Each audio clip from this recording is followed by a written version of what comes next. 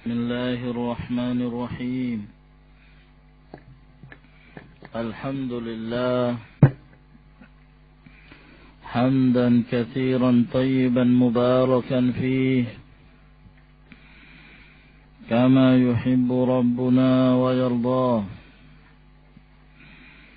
وأشهد أن لا إله إلا الله وحده لا شريك له، وأشهد أن محمدا عبده ورسوله، وصلى الله عليه وعلى آله وأصحابه وسلم تسليما كثيرا. أما بعد، إخواني في الدين أعزكم الله. Pada pertemuan yang lalu kita telah membacakan suratun Nisa yang disebutkan oleh al-muallif Syekhul Islam rahimahullahu ta'ala, yang menjelaskan tentang wujubul hijrah, wajibnya berhijrah meninggalkan darul kufur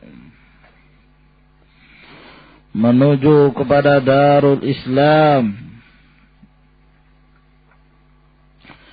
Sebab di saat mereka diberikan kemampuan untuk berhijrah namun mereka tidak melakukannya, maka bagi mereka adalah azab yang pedih, dan mereka disebut sebagai orang-orang yang menzalimi diri mereka sendiri. ثم قال شيخ الإسلام محمد بن عبد الوهاب رحمه الله: وقوله تعالى, dan firman Allah subhanahu wa ta'ala, ya ibadiyalladzina amanu, wahai hamba-hambaku, yaitu orang-orang yang beriman. Ini khitab kepada kaum muslimin. Inna ardi wasi'atun, sesungguhnya bumiku ini sangat luas. Kamu pergi ke tempat yang aman, yang kamu bisa beribadah tanpa ada seorang pun yang mencegah kamu dan melarang kamu, merintangi kamu, mengganggu kamu dalam beribadah. Inna ardi wasi'ah, bumi Allah subhanahu wa ta'ala ini luas. Fa iyaya fa'budun, maka hanya kepadakulah kalian menyembah, beribadah. Qala al-Baghawi rahimahullah, berkata al-Imam al-Baghawi rahimahullah, sababu nuzuli hadhil ayah, sebab turunnya firman Allah subhanahu wa ta'ala ini fil muslimin, turun kepada kaum muslimin alladzina bi Makkah, yang mereka masih tetap saja tinggal di Makkah, lam yuhajiru, dan mereka tidak berhijrah. Nadahumullahu bismil iman, maka Allah subhanahu wa ta'ala memanggil mereka dengan panggilan keimanan. Ya ibadiyalladzina amanu, wahai hamba-hambaku yang beriman. Ini menunjukkan bahwa mereka, walaupun mereka melakukan dosa besar disebabkan karena mereka tidak berhijrah, namun mereka tetap dipanggil dengan nama keimanan, menunjukkan bahwa mereka muslim, mukmin. Asy-Syaikh Muhammad ibn Shalih Al-Utsaimin rahimahullah mengatakan, al-zahir anna Syaikh rahimahullah naqala hadza anil Baghawi bima'na. Yang zahir bahwa Asy-Syaikh, yakni Syekhul Islam rahimahullah, menukil perkataan dari Imam Baghawi ini dengan makna, bukan dengan lafaz. Ya. Hadza in kana naqalahu minat tafsir. Ini kalau beliau menukil dari kitab tafsirnya Imamul Baghawi. Ya. Tafsir Al-Imamul Baghawi. Ini yang ada di hadapan kita, kitab Ma'alimut Tanzil. Fit tafsiri wa ta'wil. Kalau memang ini dinukil dari penafsiran, dari kitab tafsir beliau, kata beliau, idh laisal madhkuru fi tafsiril Baghawi, tidak disebutkan di dalam tafsir Al-Baghawi, li hadhil ayati bihadzal lafaz. Penafsiran ayat ini dengan lafaz yang disebutkan oleh Syekhul Islam, tidak ada. Tidak disebutkan bahwa demikian ini lafaznya. Itu kalau memang dinukil dari kitab tafsir. Atau mungkin ada penukilan dari kitab yang lain. Mungkin saja. Tapi kalau dari kitab tafsir penukilan beliau, maka mungkin beliau menukil secara makna. Sebab tidak ada perkataan Al-Baghawi rahimahullah di dalam kitab tafsirnya tersebut dengan lafaz seperti ini. Bahwa sebab turunnya ayat ini berkenaan tentang kaum muslimin yang mereka berada di Makkah dan tidak berhijrah. Lalu Allah memanggil mereka dengan nama keimanan. Adapun yang terdapat di dalam tafsir Al-Baghawi, di sini disebutkan beberapa perkataan para ulama di dalam menyebutkan tentang turunnya ayat Allah Subhanahu wa taala ini. Beliau menukilkan dari Muqatil dan Al-Kalbi. Mereka mengatakan bahwa ayat ini turun tentang orang-orang yang lemah dari kaum muslimin Mekah. Maka dikatakan kepada mereka, in kuntum fi diqin bi Makkah min idharul iman, jika kalian merasa sempit dan jika kalian merasa terganggu di Mekah untuk menampakkan keimanan kalian, fakhruju minha ila ardil Madinah. Maka jika demikian, keluarlah menuju kota Madinah. Jika demikian ini keadaannya. Ya. Inna ardi wasi'ah. Sesungguhnya bumiku ini luas, maksudnya Madinah itu luas dan aman. Nah, ini beliau nukil dari Muqatil dan Al-Kalbi. Dan beliau juga menyebutkan beberapa penafsiran-penafsiran dari ulama salaf. Ya, seperti perkataan Atha. Beliau menafsirkan ayat ini, kata beliau, idza umirtum bil ma'asi fahrubu. Jika kalian diperintahkan untuk berbuat maksiat, maka larilah kalian. Fa inna ardi wasi'ah. Karena sesungguhnya bumiku ini luas. Wa kadzalika yajibu ala kulli man kana fi baladin yu'malu fiha bil ma'asi wa la yumkinuhu taghyiru dzalik ayuhajira ila haitsu yatahayya'u lahu al ibadah. Dan demikian pula wajib atas setiap orang yang ketika ada di satu negeri, yang negeri itu banyak orang mengamalkan kemaksiatan dan tidak memungkinkan bagi dia untuk merubahnya, untuk berhijrah ke tempat yang memungkinkan bagi dia untuk beribadah kepada Allah Subhanahu wa ta'ala. Sebagian ulama yang lain mengatakan ayat ini turun terhadap kaum yang mereka tidak hijrah dan tetap tinggal di Makkah. Dengan alasan bahwa kami khawatir kalau kami hijrah, kami dalam keadaan lapar, wadhiqil ma'isyah, sulit mata pencaharian, susah. Maka Allah menurunkan ayat ini. Dan Allah tidak memberikan uzur bagi mereka untuk meninggalkan hijrah tersebut.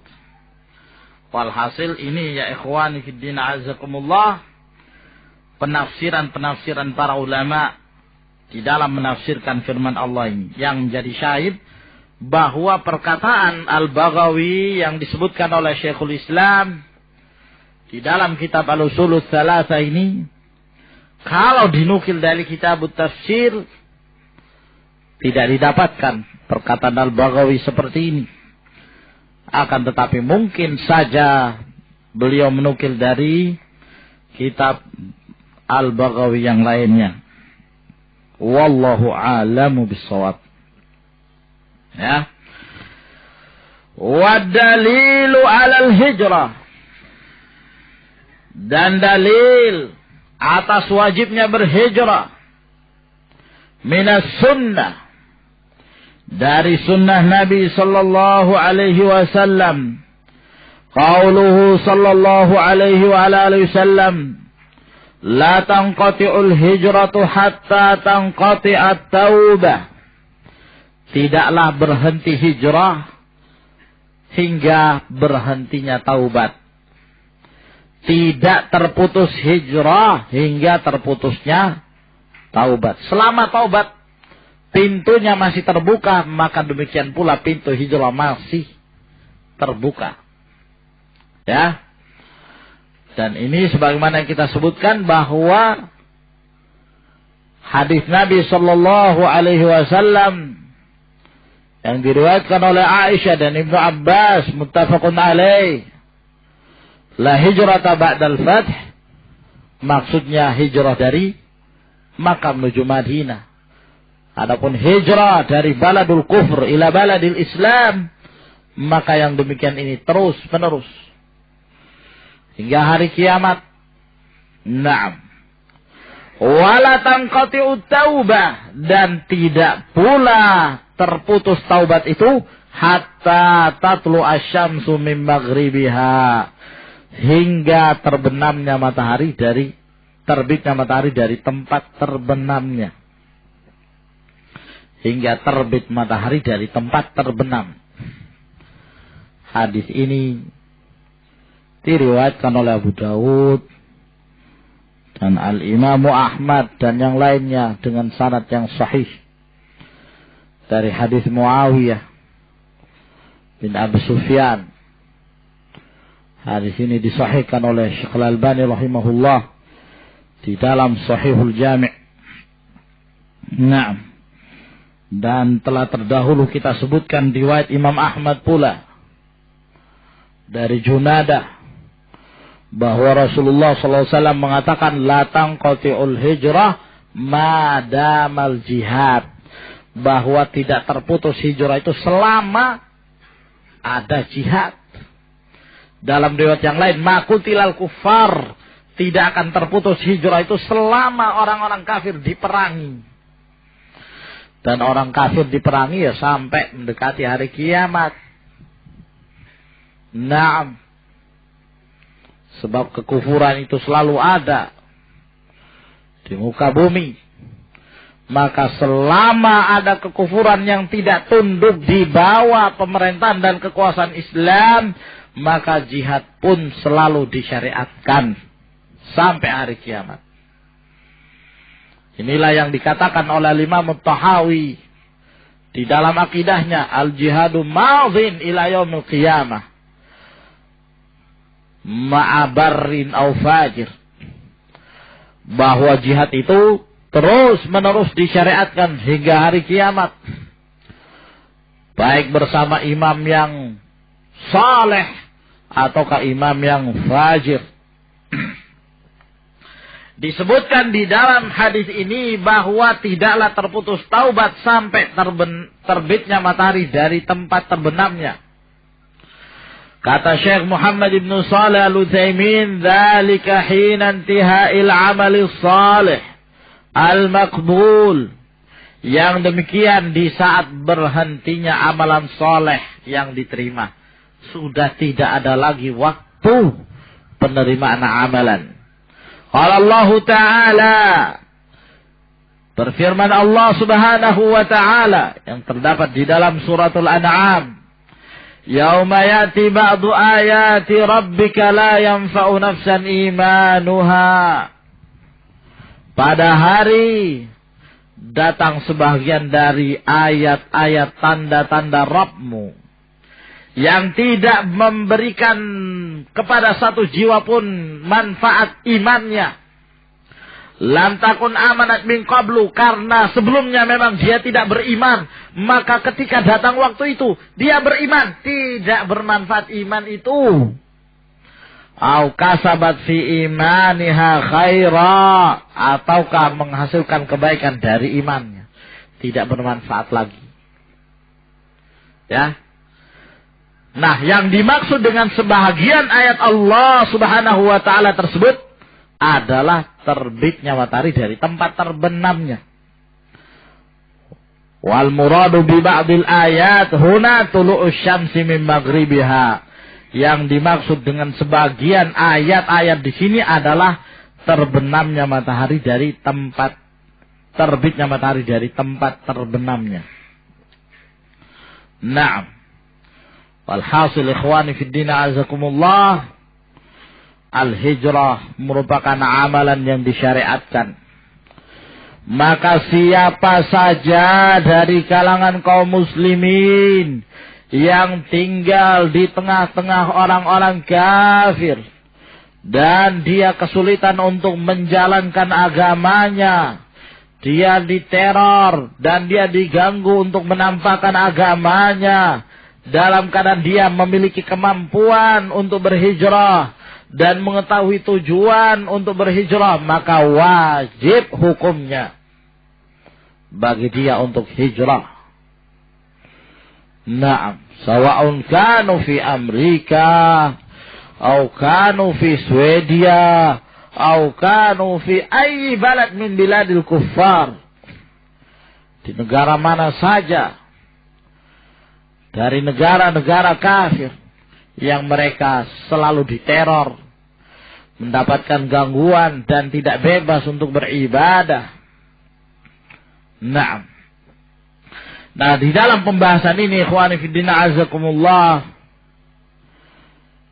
Syekh Muhammad ibn Shalih Al-Utsaimin ingin menyempurnakan faidahnya.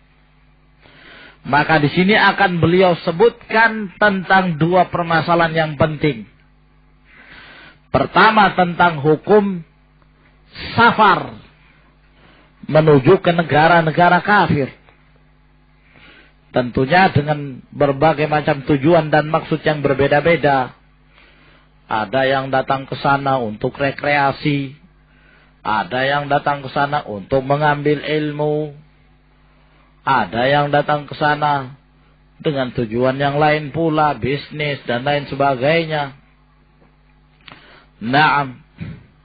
Dan permasalahan yang kedua yang beliau sebutkan adalah hukum tinggal.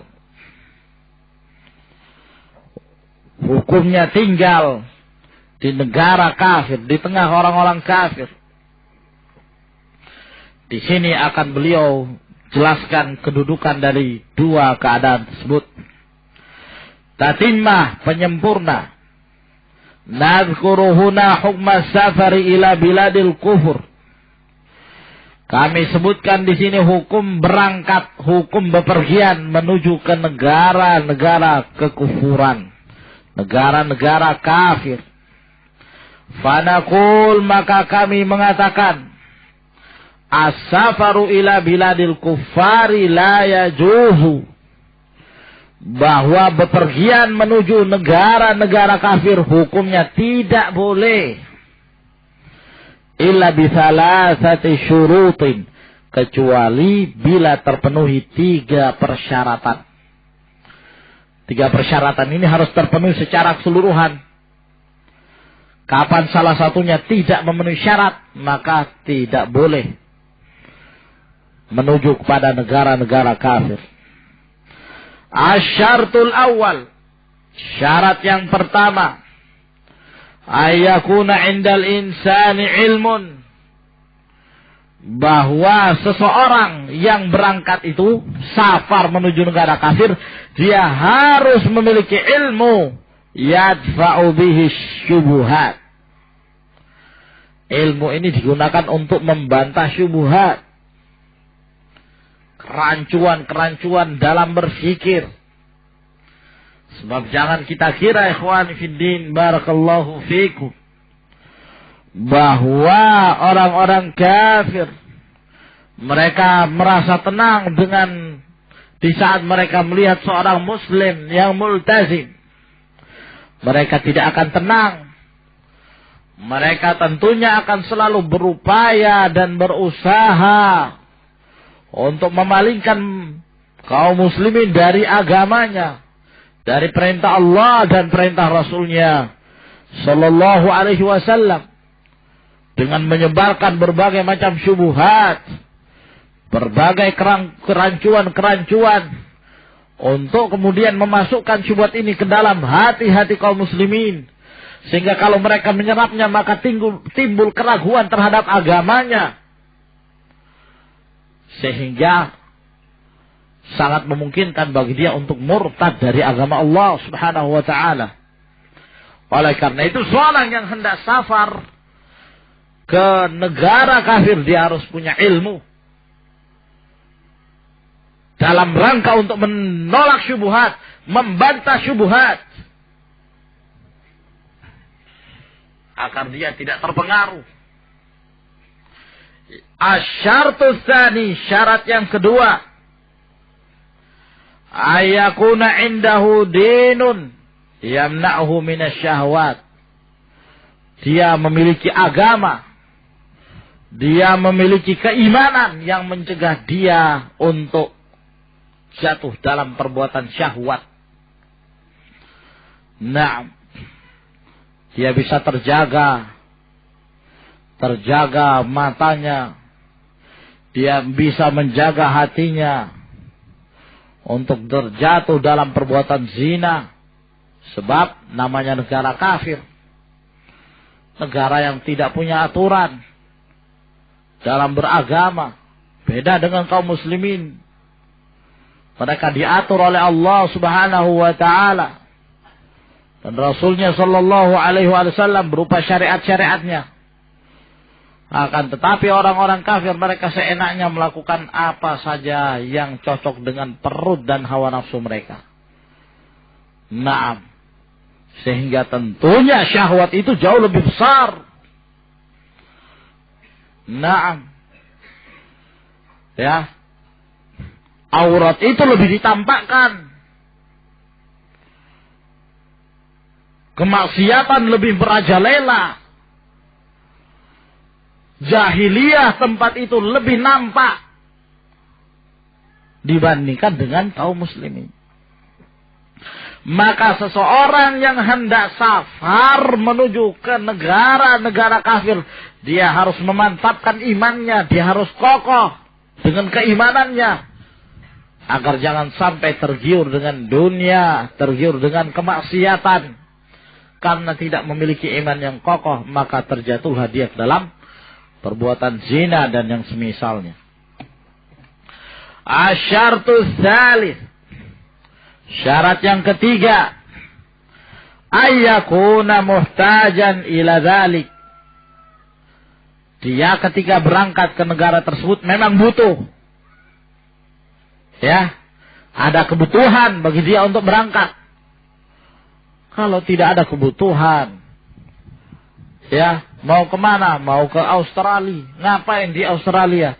Ya, hanya untuk menghirup udara segar. Di Indonesia nggak ada udara segar. Ya, untuk bersiahah, bertamasya, apa? Rekreasi. Naam. Untuk melakukan apa? Visit, kunjungan, ya, atau untuk berbulan atau bertahun madu. Naam. Ya. Mau berbulan madu, mau berbulan gula. Hanya itu kebutuhannya. Ya, maka yang demikian bukanlah suatu kebutuhan yang mesti. Ya, yang dimaksud di sini kebutuhan ada sesuatu yang dikehendaki dengan berangkatnya ke tempat tersebut yang tidak ada di negerinya. Mungkin karena sakit, pengobatan, atau di sana ada ilmu yang ingin dia pelajari yang tidak ada di negara kaum muslimin. Ya, dalam ilmu dunia tentunya. Naam, bukan dalam hal ilmu yang memudaratkan agamanya. Fa illam tatimma hadhihi syurutu, maka apabila tidak sempurna syarat-syarat ini, fa innahu la yajuzu safar ila biladil kuffar. Satu saja tidak terpenuhi dari 3 syarat ini, maka tidak boleh safar ke negara-negara kafir. Lima fi dzalika minal fitnah, sebab yang demikian ini akan menimbulkan fitnah, au khauful fitnah, atau dikhawatirkan akan menimbulkan fitnah. Wa fihi idha'atul mal, menyanyiakan harta. Li'anna al-insana yunfiqu amwalan katsiratan fi hadhil asfar. Karena tentunya seseorang di saat dia hendak berangkat ke negara tersebut akan mengeluarkan harta yang banyak dalam perjalanannya itu. Belum sewa penginapannya, hotelnya, belum makanan setiap harinya. Naam, dan seterusnya dan seterusnya. Amma idza da'atil hajatu ila dzalik, adapun kalau memang ada kebutuhan ya kepada hal tersebut menuju negara itu, li'ilajin, apakah untuk berobat, au talaqi ilmin, ataukah menuntut ilmu, la yujadu fi baladihi, yang tidak ditemui di negaranya. Tentunya ilmu yang tidak ada hubungannya dengan ilmu agama. Jangan seperti Nur Khalis, la majadahullah, pelajar agama. Pelajar agamanya di mana? Chicago. Bahas apa? Majmu' Fatawa Syekhul Islam Ibn Taimiyah. Siapa ustadznya? Ya, tidak jauh dari Profesor Dr. Jus atau William atau Robert. Paling sekitar itu namanya. Mana bisa kamu mengambil ilmu agama dari negara kafir? Bagaimana bisa kamu talaki Majmu' Fatawa Syekhul Islam Ibn Taimiyah? Melainkan jika kamu mengkajinya di tempat dan di negara kafir, ya tentunya untuk membantah, ya, dan yang mengajari tentunya para orientalis. Nah, sekolahnya paling sekolah teologi. Ya. Perbandingan agama. Maka ikhwani fiddin azakumullah, masing-masing itu ada tempatnya. Belajar agama yang mestinya di ma'qil ulama fi Saudiyah atau fil Yaman, atau di tempat-tempat yang lainnya, di sana para ulama yang membimbing. Naam. Ya. Wa kana indahu ilmun wa din, dan dia memiliki ilmu dan agama. Alama wasafna, sebagaimana yang telah kami sifatkan tadi. Punya ilmu membantah syubhat, punya keimanan menolak syahwat, fahadza la ba'sa bihi, ini tidak mengapa. Wa amma safaru lissiyaha, adapun berangkat bepergian dalam rangka rekreasi fi biladil kufar, di negara-negara kafir, fahada laisa bihajah, ini bukan hajah. Bukan hajat, ini tidak termasuk hajat. Naam. Atau yang semisalnya yang kita sebutkan tadi, berbulan madu ke Cina misalnya, atau berbulan madu ke Amerika, ya, ngapain ke sana? Wa bi imkanihi ayyadhhaba ila biladin islamiyah, padahal memungkinkan bagi dia untuk berangkat ke negara-negara Islam. Iya kan? Mau cari tempat rekreasi, ya ke Saudi sana. Lihat Ka'bah. Tempat rekreasi yang paling mantap itu. Ya, paling indah. Tempat bersejarah. Sejarah Nabi Ibrahim Khalilullah alaihi salatu wassalam. Naam. Gak perlu ngapain kemana itu? Ke Menara Miring. Ngapain kamu dijatuhin nanti? Ya. Cuman mau lihat menara yang miring, gampang. Ya. Tinggal bikin menara, dimiringkan saja. Terus dilihat-lihat, selesai, sudah. Ya mending lihat Monas, iya kan? Lebih indah Monas. Nah.